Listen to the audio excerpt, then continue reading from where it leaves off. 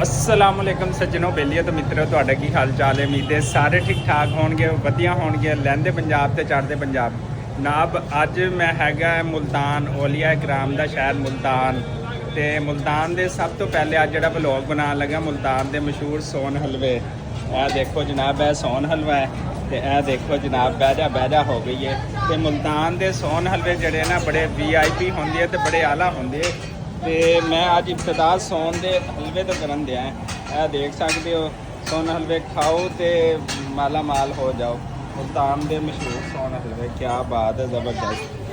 देख सकते हो सोन ते हलवे ਜਿਹੜੇ ना ये मुल्तान शहर के हलवे जोड़ा भी लहंदे पंजाब तो पाकिस्तान तो आंदा है तो सोन हलवे लाजमी। देखो तो डब्बे ने देखो VIP देखो जी जनाब सोन हलवे मुल्तानी सोन हलवे क्या बात है।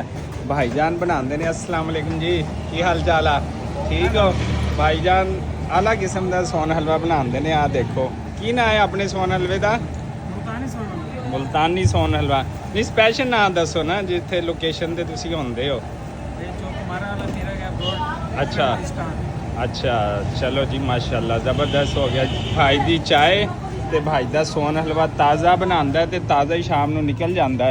ਅਸੀਂ ਜਦੋਂ ਛੋਟੇ ਹੁੰਦੇ ਨੇ ਸਟੇਸ਼ਨਾਂ ਤੋਂ ਲੈ ਕੇ ਜਾਂਦੇ ਸੀ। ਸਟੇਸ਼ਨਾਂ ਵਾਲਾ ਕਿਸੇ ਕੰਮ ਦਾ ਨਹੀਂ ਹੁੰਦਾ, ਲੇਕਿਨ ਜਿਹੜਾ ਇੱਥੇ ਸੋਨ ਹਲਵਾ ਆਪਣੇ ਹੱਥ ਨਾਲ ਤਾਜ਼ਾ ਬਣਾਉਂਦੇ ਨਾ ਡੇਲੀ ਬਣਾਉਂਦਾ ਭਾਈ ਤੇ ਡੇਲੀ ਜਿਹੜਾ ਨਾ ਖਤਮ ਹੋ ਜਾਂਦਾ ਤੇ ਭਾਈ ਦੀ ਚਾय ਵੀ ਬੜੀ VIP ਹੁੰਦੀ ਹੈ। ਦੇਖੋ ਤੇ ਸੋਨ ਹਲਵਾ ਵੀ ਜਿਹੜਾ ਨਾ ਬੜਾ VIP ਹੈਗਾ ਤੇ ਇਹ ਦੇਖੋ ਤਾਜ਼ਾ ਫਰੈਸ਼ ਬਣਾਉਂਦੇ ਨੇ ਤੇ ਇਹ ਤਾਜ਼ਾ ਫਰੈਸ਼ ਹੀ ਬਣਦਾ ਪਿਆ ਹੈਗਾ। ਇਹਨੂੰ ਛੋੜ ਦਿੰਦੇ ਨੇ ਤਕਰੀਬਨ 5-6 ਘੰਟੇ ਲੱਗ ਜਾਂਦੇ ਨੇ ਇਹਨੂੰ ਬਣਾਉਣ ਵਾਸਤੇ ਤੇ ਫਿਰ ਉਸ ਤੋਂ ਬਾਅਦ ਜਿਹੜਾ ਨਾ ਇਹ ਤਿਆਰ ਹੁੰਦਾ। ਤਿਆਰ ਹੋਣ ਤੋਂ ਬਾਅਦ ਜਿਹੜਾ ਨਾ ਇਹਨੂੰ ਅਗਲੇ ਜਿਹੜਾ ਮਰਾਹਲ ਦਾ ਪ੍ਰੋਸੈਸ ਆ ਉੱਥੋਂ ਗੁਜ਼ਾਰਨੇ ਨੇ ਤੇ ਬੜਾ ਇਹਨੂੰ ਟਾਈਮ ਲੱਗਦਾ ਹੈਗਾ। ਤੇ ਇੱਥੇ ਭਾਈ ਚਾਏ ਜਿਹੜਾ ਤਾਜ਼ਾ ਦਮ ਛਾਇਆ ਉਹ ਵੀ ਬਣਾ ਰਿਹਾ। ਦੇਖੋ ਜਨਾਬ ਇਹ VIP ਜਿਹੜੇ ਨੇ ਤਾਨੀ ਸੋਨ ਹਲਵੇ ਕਮਾਲ ਕਰ ਦਿੱਤੀ ਹੈ ਭਾਈ ਨੇ। ਚਲੋ ਸ਼ੁਕਰੀਆ ਭਾਈ ਜੀ, ਜਜ਼ਾਕੱਲਾ। अस्सलाम वालेकुम। लो जी जिवें कि तुहानूं सोन हलवे का दस्सिया असीं अज मुल्तान दे विच हैगे। साडा पहला व्लॉग हैगा ते पहला व्लॉग तुहाडे नाल जिहड़ा ना वो शेयर करते पे। मुल्तान पाकिस्तान लहंदे पंजाब दा जनूबी पंजाब दा शहर हैगा ते बड़ा ब्यूटीफुल हैगा। देखो फ्रैश मछली जिहड़ी है ना वो इत्थे विकदी पई है। हाँ जी अस्सलाम वालेकुम, क्या हाल है, ठीक हो? तो जनाब फ्रैश मछली जिहड़ी है ना वो उत्थे लगी पई सी। ते मुल्तान मैं इस टाइम हैगा चौक घमारा रेलवे स्टेशन तो तकरीबन 1 घंटा लगता है। तो चौक घमारा का मैं तुहानूं विजिट करांदा पे। इत्थे जिथे फ्रैश मछलियाँ भी ने देखो तो क्या ही बात है। चौक घमारा बड़ा एक वड्डा चौक है, बड़ा मशहूर जड़ा ना इत्थे दा हैगा अड्डा है, चौक है तो बड़ा मशहूर हैगा। तो बड़ी इत्थे रौनक मेला जड़ा ना सारा दिन रहिंदा है।